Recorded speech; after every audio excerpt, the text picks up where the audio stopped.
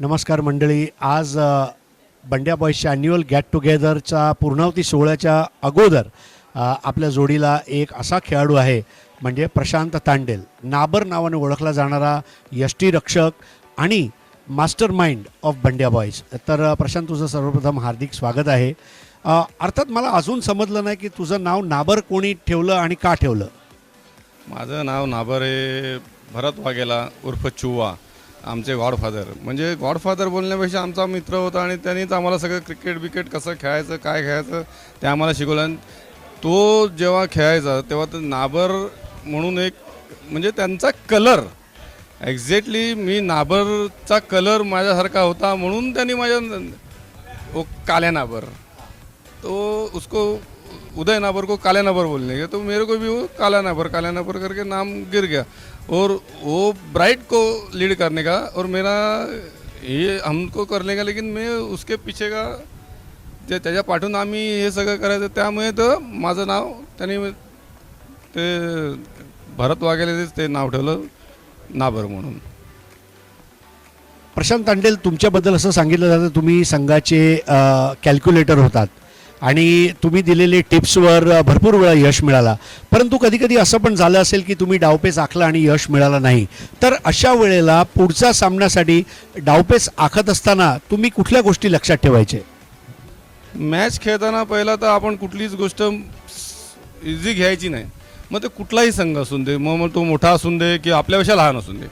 मोठ्या संघामध्ये खेळताना तेवढी भीती वाटत नाही जेवढी लहान संघांमध्ये खेळताना भीती वाटते. कारण उद्या जर तो लहान संघ आपल्याबरोबर जिंकला तर तो आपल्याला पुढे डॉमिनेट करणार. जसं आम्ही राहुल किंवा मॅचलेसला किंवा तेव्हा प्ले बॉय ह्या टीम होते, आम्हाला ते म्हणजे आम्ही लहान होतो तर आम्हाला ते समजत त्यांना वाटायचं की हे काहीतरी, पण त्यांना त्यांच्या वरचढ आम्ही जेव्हा जिंकत गेलो म्हणून कोणालाही छोटं न समजणं हा माझा आहे. कधी कधी पण हरायचो काय, मग आमच्या मिटिंग्स व्हायच्या काय झालं काय नाही. मग भरत मंदार हा नंतर आला आमच्यामध्ये, पण भरत बाकीचे बंड हे आम्ही एकत्र बसून त्याच्यावर डिस्कस करायचो. आणि हार जीत तर मॅचमध्ये असते, पण जिवारी लागणारी हार जेव्हा पचवायला कठीण जाते तो पॉईंट आम्ही लक्षात ठेवून पुढची कशी काय करायचं हे प्लॅनिंग करायचो आणि मोस्टली जिंकण्याचाच प्रयत्न करायचा. हे आमच्यात हे होतं. यष्टीरक्षक म्हणून एक मोठी जबाबदारी असते, कारण एखादं क्लोज स्टंपिंग सुटलं, रनआउटची संधी हुकली, झेल सुटला, अशा वेळेला भरपूर वेळा खापर हे विकेट किपरच्या डोक्यावर फुटत असते. विकेट किपिंग करत असताना तुझा एखादा कोण रोल मॉडेल आहे का टेनिस क्रिकेटमधला, ज्याला तुला असं वाटलं की नाही मी याच्यासारखा विकेट किपर होऊ इच्छितो. हां, रोल मॉडेल होता, पण त्या रोल मॉडेलला अजून पण माहीत नसेल की मी त्याला फॉलो करायचो. नर्मदा अर्जुनचे म्हात्रे आपलं त्याचं नाव म्हात्रे म्हणून किपर होते, तुम्हाला माहिती असेल. ते क्लोज किपिंग करायचं, त्यांना मी फॉलो करायचो. म्हणजे त्यांनी मला शिकवलं नाही, पण मी त्यांना फॉलो करून तसं करण्याचा प्रयत्न करायचो. त्यांचे कॉपीराईट्स करायचो. नंतर सीझन जेव्हा खेळायला लागलो तर महेंद्र ट्रॅक्टरमध्ये प्रकाश कामेरकर म्हणून होते, त्यांनी मला भरपूर मदत केली की किपिंग कशी करायची. ते आमचे किपर होते, त्याकडून मी शिकलो.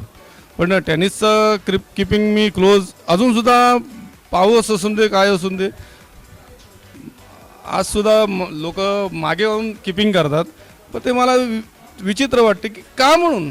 कारण जेव्हा तुम्ही प्रेशर देणार, टेनिस क्रिकेट हे प्रेशरचं क्रिकेट आहे. 5 ओव्हरची मॅच तुम्ही जर मागे राहत असाल तर तो बिंदास कुठे पण स्टेप आउट होऊन खेळू शकतो. पण जेव्हा तुम्ही क्लोज राहतात तर त्याला अर्धी भीती असते बॅट्समनला की काय करायचं, आपल्याला जावं म्हणजे फ्रंट फूटला जाऊन खेळायला त्याला भीती वाटते. आणि ते सक्सेस आज मला दिसत नाही. ठराविक लोक ते करतात. ते एक आज खंत वाटते की क्लोज किपिंग करावी, भले तर आज बॉल वेगळा असला तरी. एक शेवटचा प्रश्न, हा गेट टुगेदर ला जर 10 पैकी तुला मार्क द्यायचे असतील तर तू 10 पैकी किती मार्क देणार आणि हा सोहळा तुझ्या लक्षात किती वर्ष राहणार. हा सोहळा म्हणजे आमच्याकडे आम्ही भरपूर वर्ष हा सोहळा करण्याचा प्रयत्न करत होतो, पण तो होत नव्हता. पण चुवाच्या वाढदिवसाला राजू पाटील हे तिकडे आले आणि ते काय अचानक ठरलं की असं करायचं. मग त्यानंतर आमची प्लॅनिंग चालू झाली की काय करायचं काय नाही. आणि हा सोहळा एवढा छान झाला आहे की हा काही काही गोष्टी असतात की आपण नाही विसरू शकत. त्या पद्धतीचा एक हा सोहळा आहे. आनंद आहे. सगळेजण एकत्र आलो. खेळणारे आजी माजी आमचे स्पॉन्सर हे जरा सिरिल रॉड्रिक्स किंवा पोतनीस साहेब जर आले असते तर त्याला अजून आम्ही पुढच्या वेळी प्रयत्न करू की सगळे म्हणजे आमचे जे आहेत सगळे त्यांचा पण मोठा हातभार आहे. सिरिल रॉड्रिक्सचा तर आहेच, संजय पोतनीस साहेबांचा पण तेवढाच आहे की आम्ही लहान असताना मला वाटतं त्यांना तुम्हीच दाखवली आमची टीम की हे खेळू शकतात. तुम्ही त्यांना हे करा म्हणून तुम्ही आमचे आहेत. कारण त्या मॅचमध्ये मंदारने बाउंड्री मारली तेव्हा तुम्ही काउंट्री करत होता. मला वाटतं ते तुमचं ते चालू झालेलं नुकतं आणि तुम्ही ते आमच्या कॉलनीत आलेला आणि त्यानंतर आम्ही ते भाईंना ऑपरेट झालो. खूप खूप धन्यवाद प्रशांत तांडेल नाबर. आणि तू अशाच पद्धतीने बंड्या बॉईजचा पाठीचा कडा राहा आणि प्रगती करत राहा. धन्यवाद.